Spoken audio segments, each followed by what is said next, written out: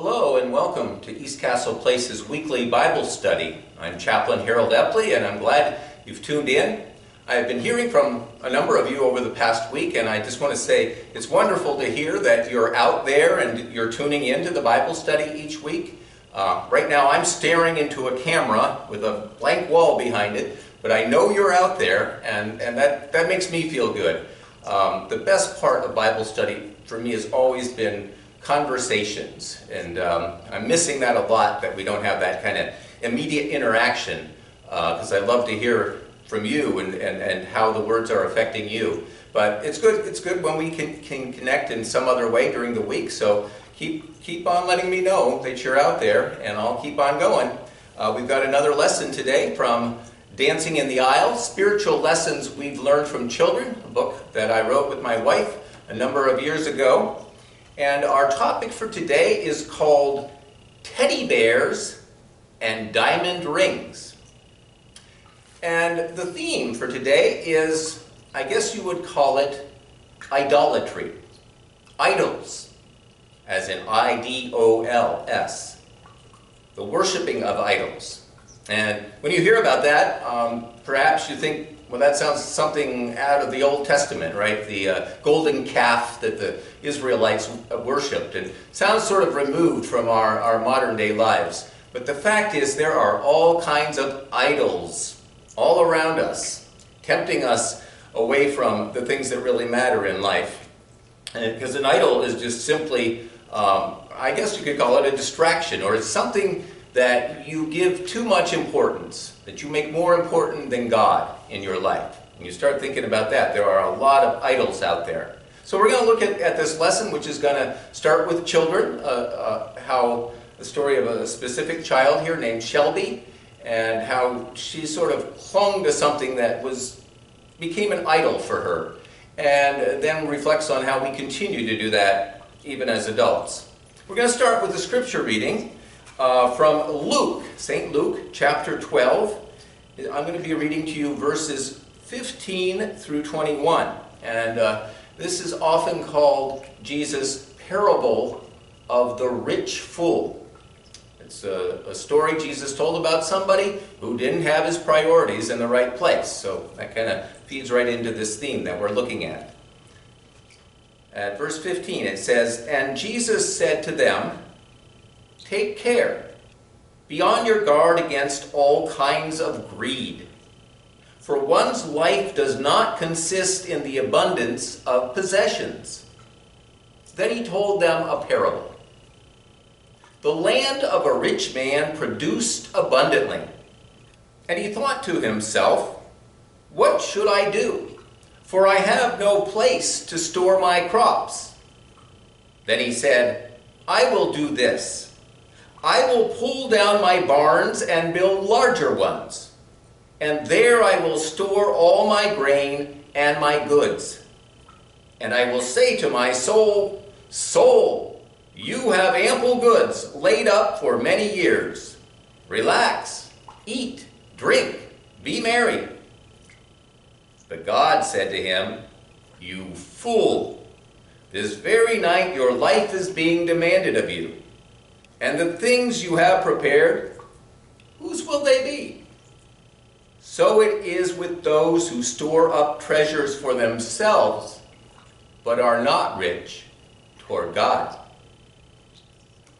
Very powerful story Jesus tells there about a man who didn't have his priorities in the right place, right? It reminds us that none of us knows how long we're going to be around here on planet Earth. And this particular man was building his big barns and looking forward to all the things he was going to have in this life. And bang, in the story, God says, "No, it's over for you. And now what do you have? What does all that stuff that you've been storing up and looking forward to, what does it mean? Nothing." So that's a story about a man making an idol out of his wealth and out of all his things that he's accumulating in his barn. So let's take a look at the story, Teddy Bears and Diamond Rings. From the bathroom, 5-year-old Shelby let out a shriek that echoed throughout the house. Immediately, her father came running, fearing the worst. When he arrived, he discovered Shelby standing over the toilet, peering into the bowl, with tears streaking down her cheeks. "Rosie's drowning!" she wailed. Not missing an opportunity to play the hero, Shelby's father reached into the bowl and, grasping Rosie by the hair, pulled her out of the water. Rosie emerged from the mishap unscathed, smiling all the while. Shelby was the one in need of comfort. It was the closest she had ever come to losing Rosie, the 12-inch high purple-haired troll doll who was her constant companion. For the past month, Rosie had accompanied Shelby everywhere, to the playground, to the dinner table, to bed. Many children cling to dolls, teddy bears, blankets, or other favorite objects as sources of security. These furry and fuzzy companions help them survive the terrors of nighttime, doctor visits, and new situations. As they grow older, most children overcome the need to drag along their favorite objects wherever they go. Yet we've also observed many adults clinging to their own grown-up versions of teddy bears and security blankets. A lawyer friend of ours won't go anywhere without his lucky tie clip. As far as he is concerned, this simple gift from his mother helped him pass his bar exam and land his first job. Many athletes speak openly about their superstitions, how they always make use of a certain piece of sports equipment or wear a special article of clothing for big events. Some of us adults rely on habits as sources of security. In anxious times, we might smoke, drink, or nibble on chocolate. Other adults cling to people, clutching their loved ones to themselves, hoping that the relationship will provide refuge from the storms of life. Sometimes our adult security blankets are more sophisticated versions of the toys we clung to as children. For many of us, cars, jewelry, and electronic gadgets become more than mere diversions or symbols of success. They function as sources of security, replacements for the one alone who can provide us with the comfort we're seeking. The problem with many of our sources of comfort is that they cannot last forever. Teddy bears and diamond rings can be lost, stolen, destroyed. Relationships end. When these objects or people become the source of our security, we may find ourselves, like Shelby, shrieking in terror at the prospect of losing them. It makes perfect sense that both as children and as adults, we seek something to hold on to in the midst of life's uncertainties. Teddy bears and diamond rings may serve legitimate roles in our lives. They may function as tangible reminders of the love and security we experience in our relationships, what the religious have traditionally called symbols or icons. However, these material objects can easily become replacements for love and security. In religious language, idols or false gods. The Hebrew scriptures are filled with admonitions against idolatry, no doubt because of the human propensity for seeking security in material comforts. We want a tangible God we can touch and hold on to. Yet in the midst of our materialism, we humans are also spiritual seekers. We long for what transcends the visible, something eternal. a God who won't get lost or grow old. Like the psalmist, we seek the one who will watch over our going out and our coming in from this time on and forevermore. That's from Psalm 121, verse 8. God has promised to be our source of security, the one who will never forsake us. God calls us to let go of the material comforts to which we cling. Through our prayers and meditation, God can become as familiar to us as that old blanket or teddy bear we used to cuddle. God can become our favorite friend, the one we cling to in all situations, the one without whom we cannot survive. Okay, that's our meditation for this week. I'd like to reflect a little bit more about, it mentioned idols and icons. And you might be familiar, a lot of religious traditions make use of icons, especially of the Orthodox traditions. And icons are, I always kind of say they're like signs.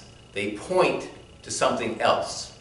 So there might be maybe a statue of Jesus, and we know the statue isn't actually Jesus, but it reminds us of Jesus and his compassion and his love for us. So in that case, that would be an icon, something that points us towards God. But icons can also become idols, and then they are replacing God. They're not pointing to God, they're actually becoming our God. And a good example of that I'd like to talk about is, say if you were married, you have a wedding ring. The wedding ring I have serves for me as an icon. I look at it, I remember my wife, I think about how much I love her and all the times we've shared together, and I give thanks to God for our relationship. So rings, or maybe you have some special jewelry that somebody that you really love and care about gave to you, and every time you touch that or you see that, it reminds you of them. And that might be especially moving if they are no longer around. So that's an icon. And there's nothing wrong with icons. They're wonderful because they remind us of the things we love. But, I could go around with my ring and say, hey, it's made of gold and it's really expensive and it costs a lot, and go showing it off to everybody. Well, then it's becoming an idol. It's becoming something that I am valuing in and of itself. So I mention all that because I think that's a basic struggle that we have in life. Think about things that can become idols for us. Money in itself is neither good nor bad. We all need money to survive, right? And money is an example of an icon because it represents something, right? It represents being able to have transactions and spend it and buy things. But when we start accumulating it and wanting to get more and more and more, then it becomes an idol. But let's look at some reflection questions here to help you think about this a little bit more. The first one is, when you were a child, what were your primary sources of security? Did you have some of those teddy bears or security blankets? I know I had a teddy bear. I called him Yogi Bear, and he was actually a really large bear, and he slept with me in my bed every night, and he got kind of battered after a while, and I don't know whatever happened to him, but most children have some things like that, dolls, toys, things that they carry around with them all the time. So think back on your own life and think of some of those sources of security that you had. Second question, describe a time when you lost something or someone that you valued. This meditation reflects on the fact that when we make idols of things, the biggest problem is that idols don't last. God lasts. God is eternal. But these things we replace God with, none of them last. Relationships don't last. Stuff gets broken, right? It rusts, it falls apart. Nothing on this earth lasts forever. So think about some of those things you've lost. We've all lost things, we've lost people, and just reflect on how that has made you feel and how that maybe drew you closer to God, because God is the eternal one that you can cling to in those kind of situations when you lose something. Third question, what do you think are the most tempting idols for people in today's world? Wow. As I mentioned at the beginning, there are a lot of them, I think. Things that we are using to kind of fill ourselves up instead of God. And it can be everything from food, right? We eat every time we're feeling kind of down. Or it could be, drugs, alcohol. It could be material possessions, our computers, our gadgets, our things. We have a lot of distractions in this world, and they can easily become idols. I like to say the cell phone. That's a good example too, right? Cell phones are wonderful because, oh wow, they can do all sorts of things and keep us in contact with the world. But boy, they can become idols just like that. When we're there on our phone all the time and ignoring everybody else around us. So that's another good example. So think of some other ones, and you can reflect on that. That wraps up our theme for today, idolatry, talking about icons versus idols, and reminding everybody that, of course, God is the ultimate source of security, the one we cling to in the midst of life's many challenges. I'll be back again next week. Hope to hear from some of you this week, and we'll have another chapter from Dancing in the Aisle and continue with our Bible study. God bless you.